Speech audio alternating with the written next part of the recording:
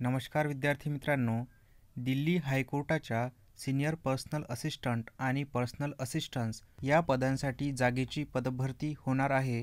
Commencement date for submission of online application. तर या ठिकाणी 6/3/2023 म्हणजेच उद्यापासून ॲप्लिकेशनला स्टार्ट होणार आहे. त्यानंतर last date and time for receipt of online application 31 March 2023 last date आहे. त्यानंतर last date and time for making online fee payment. तर या ठिकाणी ऑनलाईन पेमेंट करायची डेट जी आहे ती पण 31 मार्च 2023 ही आहे. त्यानंतर बघा मित्रांनो, सिनियर पर्सनल असिस्टंट. तर या ठिकाणी सिनियर पर्सनल असिस्टंटच्या एकूण टोटल 60 जागा आहे. तर त्यामध्ये जनरलच्या 11 जागा आहे, EVS कॅटेगरीसाठी 10 जागा आहे, त्याचप्रकारे OBCसाठी 23, SCसाठी 9 आणि STसाठी 7 जागा आहे या ठिकाणी. तर टोटल अशा ज्या आहेत त्या 60 जागा आहे. तर senior personal assistant group level जी आहे ती ग्रुप बी ची राहणार आहे. Level of pay matrix 7th CPC. त्यानंतर आहे पर्सनल असिस्टंट. तर पर्सनल असिस्टंटच्या टोटल आहे 67 जागा आहे या ठिकाणी. जनरलसाठी 29 जागा, EWSसाठी 6 जागा आहे, OBCसाठी 17 आहे, SCसाठी 10 आणि STसाठी 5 जागा या ठिकाणी.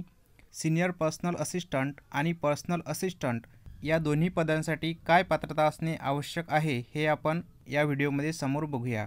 तर बघा मित्रांनो, essential qualification as on 31 March 2023.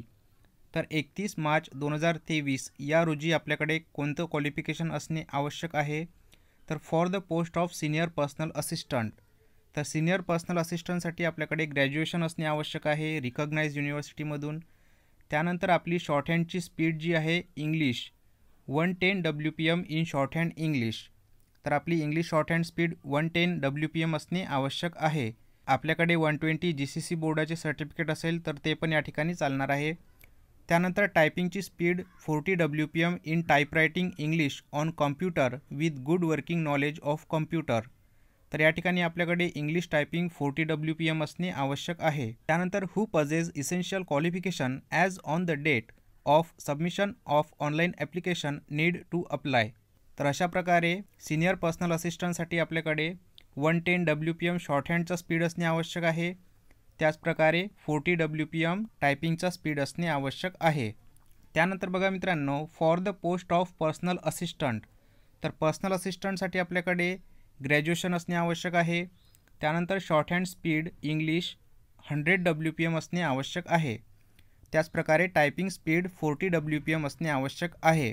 तर हे झाले पर्सनल असिस्टंटसाठी क्वालिफिकेशन आणि सिनियर पर्सनल असिस्टंटसाठी qualification.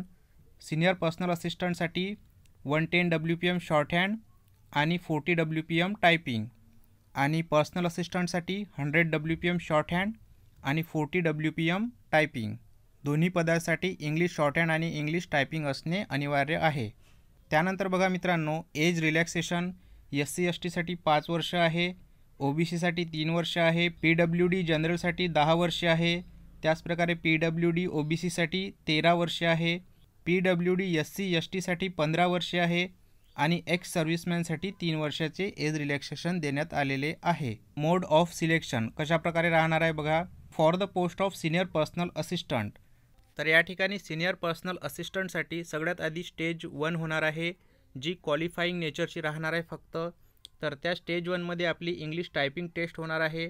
Typing test of 10 minutes duration will be conducted on computers to assess candidate minimum speed of 40 words per minute in English typing on computer. तर आपली 10 मिनिटांची typing test होणार आहे stage 1मध्ये, जी फक्त qualifying नेचरची राहणार आहे. The criteria of character with space for calculation the typing speed will be adopted and total number of mistake permissible would be 3% of the total words type.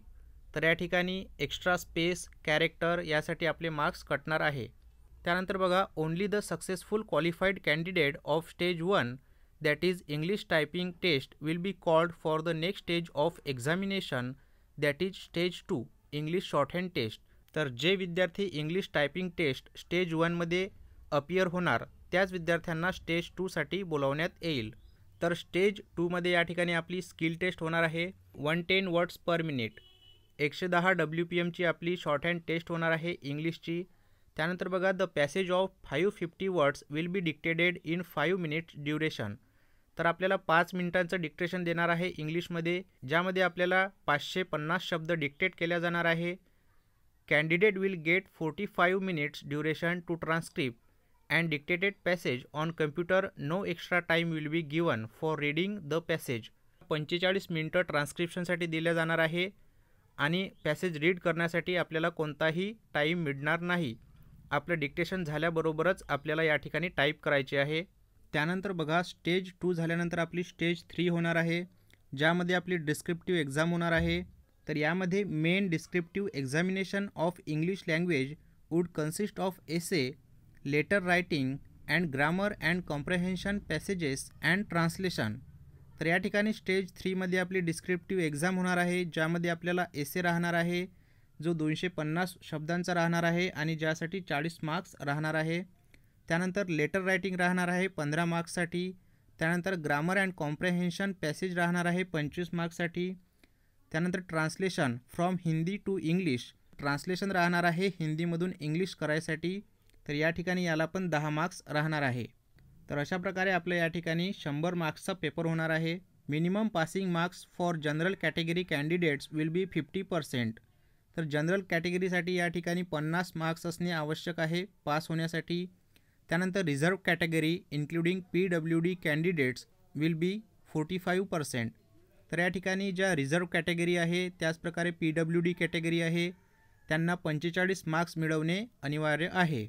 100 मार्क्सच्या पेपरसाठी आपल्याला या ठिकाणी 120 मिनटं म्हणजेच 2 तास देण्यात येणार आहे. हे सर्व झाल्यानंतर मित्रांनो या ठिकाणी स्टेज 4 होणार आहे, ज्यामध्ये आपला इंटरव्ह्यू होणार आहे 20 मार्क्ससाठी. तर minimum passing marks for general category candidate will be 10 marks and for reserve category including PWD candidates will be 9 marks. तर या ठिकाणी 20 मार्क्सचा इंटरव्ह्यू होणार आहे, ज्यामध्ये आपल्याला 10 मार्क्स मिळवणे अनिवार्य आहे. तर या ठिकाणी स्टेज 2, 3 आणि 4 ह्या तिन्ही स्टेज क्वालिफाईंग नेचरच्या राहणार नाही. फक्त स्टेज 1 ही क्वालिफाईंग नेचरची राहणार आहे. बाकी या तिन्ही स्टेजसाठी आपल्याला या ठिकाणी मार्क्स राहणार आहे आणि या ठिकाणी पासिंग मार्क्स मिळवणे अनिवार्य आहे. त्यानंतर बघा मित्रांनो, for the post of personal assistant, personal असिस्टंटसाठी पण सेम आहे. स्टेज 1 राहणार आहे, ज्यामध्ये आपल्याला 10 मिनिटांची टायपिंग करायची आहे 40 शब्द प्रति मिनिट या स्पीडने, आणि हे पण क्वालिफाईंग नेचरचे राहणार आहे स्टेज 1. त्यानंतर बघा, यामध्ये पण स्टेज 2 राहणार आहे, ज्यामध्ये आपल्याला 100 WPMचे डिक्टेशन दिल्या जाणार आहे आणि 500 शब्द दिल्या जाणार आहे 5 मिनिटांमध्ये, आणि याला पण 45 मिनिटांचा टाईम राहणार आहे ट्रान्स्क्रिप्शनसाठी. तर यामध्ये पण स्टेज 3मध्ये आपला 100 मार्क्सचा पेपर होणार आहे आणि यामध्ये पण इंग्लिश लँग्वेज, त्याचप्रकारे essay writing, grammar, comprehension passage, translation from Hindi to English and English to Hindi, हे सर्व या ठिकाणी पण राहणार आहे स्टेज 3मध्ये. त्यानंतर स्टेज 4मध्ये या ठिकाणी पण इंटरव्ह्यू राहणार आहे 20 मार्क्सचा. जनरल कॅटेगरीला 10 मार्क्स आणि बाकी रिझर्व कॅटेगरीला 9 मार्क्स मिळवणे अनिवार्य आहे. The candidate older in age get preference over younger in age. तर या ठिकाणी 2 विद्यार्थ्यांना सारखे मार्क्स असल्यास जो वयाने मोठा राहील त्याला आधी प्रेफरन्स दिला जाईल. तर या ठिकाणी जनरल कॅटेगरीसाठी 1000 रुपये एक्झामिनेशन फी आहे. त्याचप्रकारे other category SC, ST, PWD या सर्व कॅटेगरीसाठी 800 रुपये एक्झामिनेशन फी आहे. त्यानंतर ऑनलाईन ॲप्लिकेशन उद्यापासून स्टार्ट होणार आहे आणि ही ऑफिशियल वेबसाईट आहे delhihighcourt.nic.in. या वेबसाईटवर जाऊन आपल्याला फॉर्म फिलअप करायचा आहे. काही अडचण असल्यास आमचे Telegram channel steno Galaxy join करा. लिंक ही डिस्क्रिप्शनमध्ये दिलेली आहे. थँक्यू.